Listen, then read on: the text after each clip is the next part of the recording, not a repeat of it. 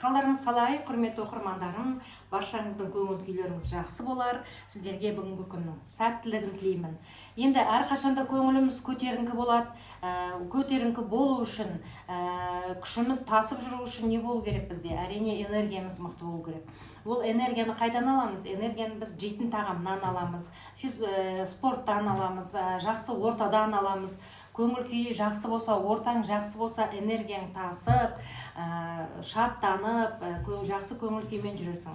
Әрине, ең бірінші жейтін тағамыңның дәмді болғаны, оның өте сіңімді болғаны, және де оның құнарлы болғанында адамның күш қуатының артуына үлкен әсері мол. Сондықтан бүгін емес, уже бірнеше күннен бері осы бір бөлке нан пісіруді әдетке айналдырып жүрмін. Ол бөлке нан Павлодар облысы Баянауыл ауданының Майқайын деген поселкасында менің ата енем тұрған, яғни арғынның ата әжесі.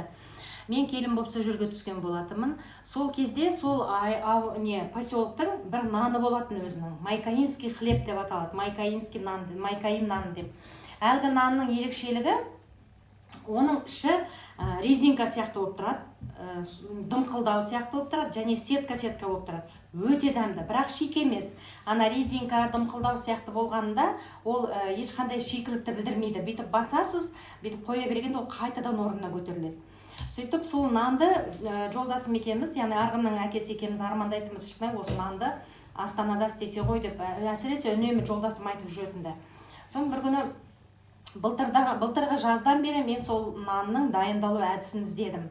Кәдімгі үйдегі жасалатын нандар енді белгілі ғой, іші құп-құрғақ болып тұрады, үгіледі деген сияқты, көп үлкен болып көтеріледі. Олай жасап едік, бірақ ол шықпады. Сондықтан осы былтыр Майкайынан жаз бойы Майкайын анадан да сұрадым, мынадан да сұрадым. Неужели сіздерде бұрыннан бері сол пекарняда істеген адам жоқ? Сол адамдар тауып беріңіздерші деп туыстарымнан звондап, содан туыстарым біреулер тауып беріп еді, олар нақты рецептін айтпады. Айтқан рецепт білетіндер, білмеген ұмытып қалған шығар деп ойлаймын да. Ал бірақ білетін рецепттерін айтып еді, оны шығара алмадым. Сондықтан сөйтіп жүргенде тағы да бір өзімнің Ренаттың, арғынның атасының, інісінің әйелі бар, біздің жеңгеміз болып келеді. Сол кісіге бір күн айта салып едім, ол айтады маған: "Ой, Сая, сен білесің ба, біздің Гүлмира пекарняда істеген, сол Гүлмира жақсы біледі, содан сұра" деп. Сөйтіп жаңағы Гүлмираға звондадым, сөйтіп Гүлмирадан жаңа рецепт алдым, өзім үйде істеп көрдім, оған видеомен түсірдім, оны жібердім. Кішкене бірінші күнгі наны мүлдем қызық болды, оны енді видеоға салам, көрерсіздер. Содан кейін мен оған Екібастұз қаласына барып, сол жаңағы нанды пісірудің әдісін үйрендім. Әрине, оның әдісі өте күрделі екен, мен ойлағандай емес. Көбі жаңағы Майкайыннан бұрын пекарняда істеген адамдарды, наубайханада істеген адамдардан тауып сұрағанда олар айтты: ол кездегі нан, ол пешке емес, электрический емес, ол кезде көмір жағып барып нанды салатын, ол содан деп. Мен айтам, оның текстурасы, ішіндегі нанның құрамы, құрылысы, ішіндегі несі, жасалу әдісі ол көмірге байланысты емес. Ол жерде бір рецепт бар. Соны сездім мен, сол рецепттің бар екенін, және де ол нанның ерекше дайындалатынын сездім, бірақ өзім білмей жүрдім неме екен. Сөйтсем, оның бір өзінің жеке әдісі бар екен. Кейін бір жақсы алдағы бір үлкен мақсатымыз бар. Сол мақсатымыз іске асқанда мен оны сіздерге көрсете беремін. Әзірге жалпы дайындалу әдісін жаңағы ашытқымды қойдым. Сол ашытқымды көрсетіп, одан кейін сіздерге дайын болған нанымды көрсеткім келеді. Бұл нанды арғын, енді сіздердің сүйіп тыңдайтын әншілеріңіз Аргоняның өте жақсы көретін наны. Мен оған айтып едім, арғын, осылай майкаинский нан мен қазір пісіріп жүрмін.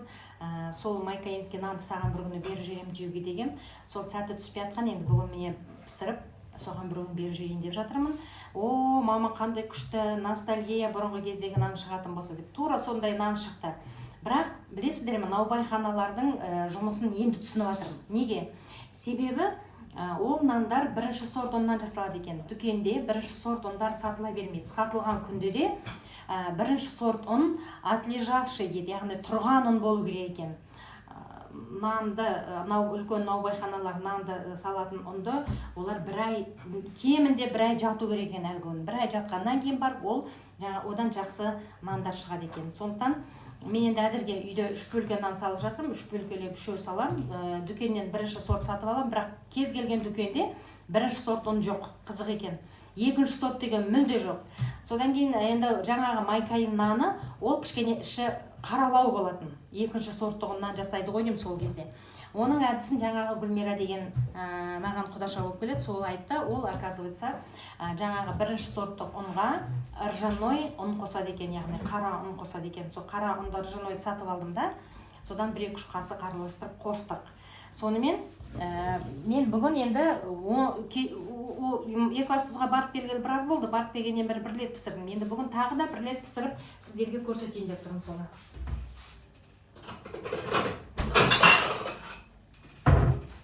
Мен енді бағана дрожжымды бәрін қойып қойғам, таңғы сағат 8-де қойып қойғам, өзі 1,5-2 сағат кетеді екен дрожжының ашуына.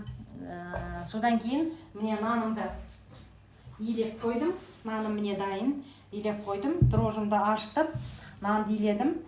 Қазір бұны мен формалайым. Әмір. Шақырам да көрсін. Балалар да көрсін деп жатырмын, бұлар айтам. Сендерге қазір нанның қалай форма нан магазиндегі сатып алатын дүкендегі нан қалай шығады екен көрсетемін. Айтқанда міне.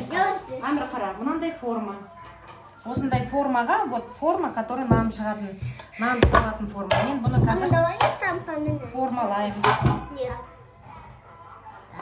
Так, өткенде мен бір формаға 900 грамм, 800 грамм нан салғанда.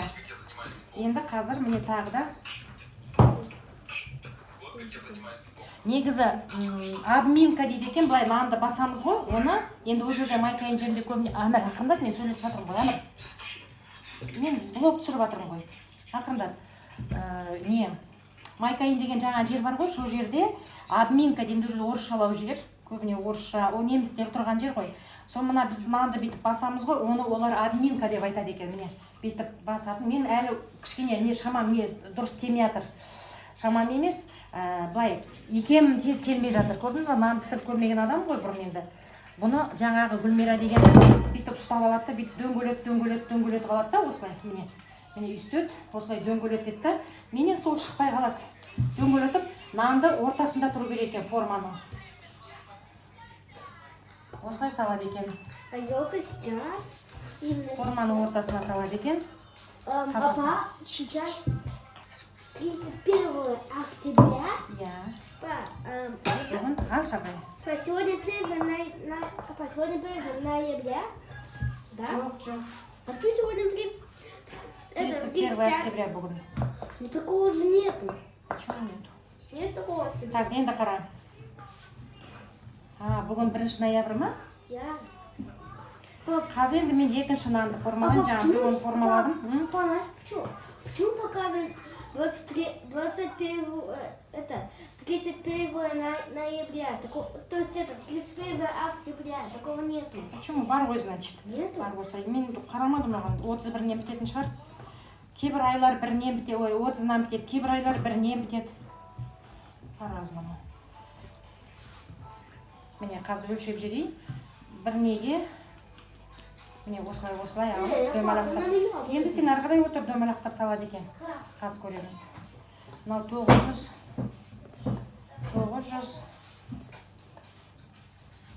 грамм. Бұл көптеу болады, кішкене алайын. Нету.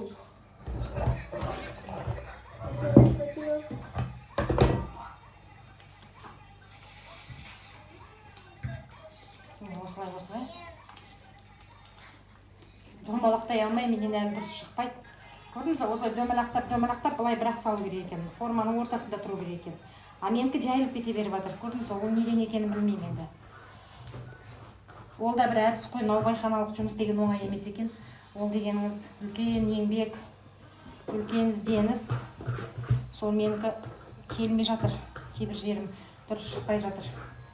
Анау әсіресе илеуін бәрін білем ғой. Оны енді баяғыда бала кезімізде мектепте жүргенде нан илеп бәрін үйрендік қой. Нан салып көрген емеспін да. Сол кезде де формалағанда шығармыз енді. Ол ұмытып қалдық қазір уже неше жылдан бері ұмытып қалыппыз.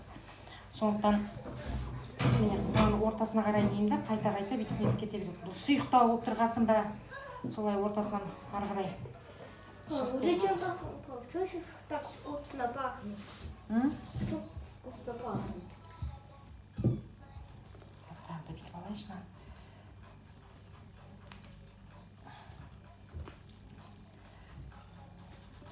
Тоғыз жүз грамм көктөбе деймін, 800 грамм салсам дұрыс болады. Что это? Міне, нанды осылай салады, көрдіңдер ме? Қалай нан пайда болады? Это что? О, мынау дұрыс шықты міне. Қазір көрсетем қалай салу керек екен сіздерге. А что это? Это просто вода.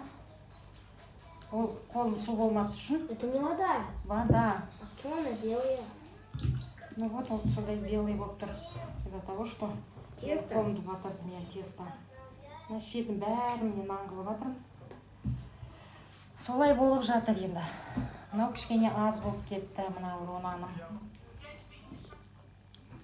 Неге аз болған білмеймін. Өткенде 1 килограммынан 3 форма шыққан. Бүгін бұдан аз шығып тұр. Что-то түсінбей тұрмын мен.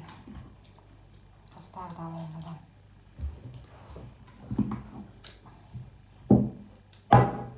Что?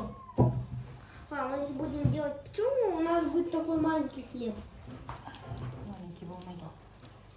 Папа, в маленькой форме. У нас в форме побольше. Қазір. Да, в форме побольше. Қазір көреміз. Енді осыны формалап қоям. Міне осылай. Мынау кішкентай болып кетті енді. Бір кішкентайынан болатын шығар, ештеңе етпес. Формам кішкентай. Соға салдым. Қазір көрсетем. Наным шеті бәрі наннан болып қалды, конечно. Ну, енді үйренгенше солай болатын шығар. Былай болып тұр, түсінбеймін. Міне.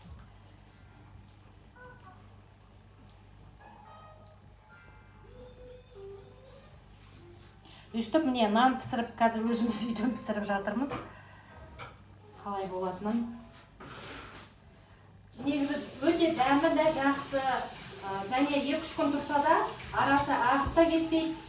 Тамаша болады екен. Өте дәмді нан.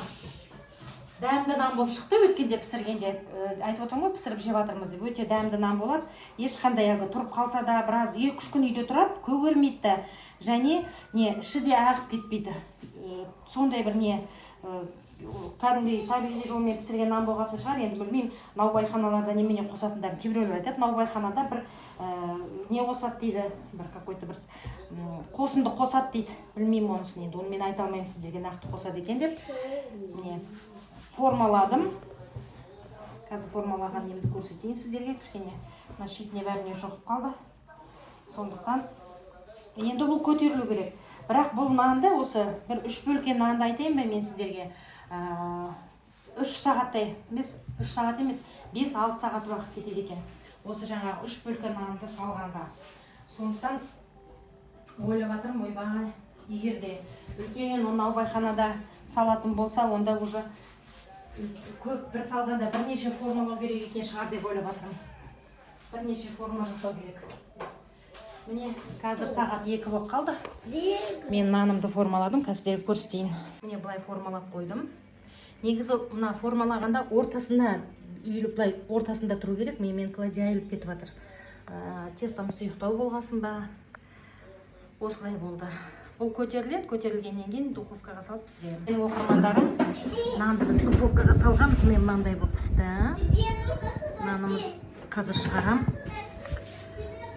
Дүкендегендей беті үлкейіп, дөңкейіп тұрмайды енді. Білмеймін, менде солай шықпай тұр.